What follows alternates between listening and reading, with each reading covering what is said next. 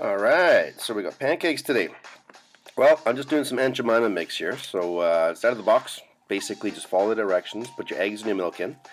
We're going to give it a quick whip up. And then we're going to get this cooking. Nice and fast, nice and easy. Right, so mix it up.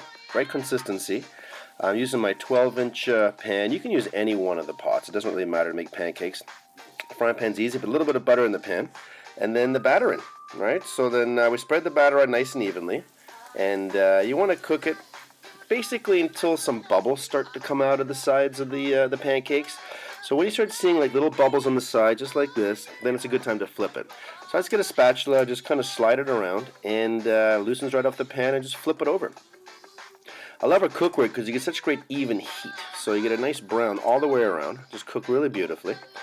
And it's good to go. So cook it another couple minutes, and that's the first pancake done. And I always like the big one, right? And then we got the kids that like the small ones. So I'm going to cook a few of these. So a couple in the pan.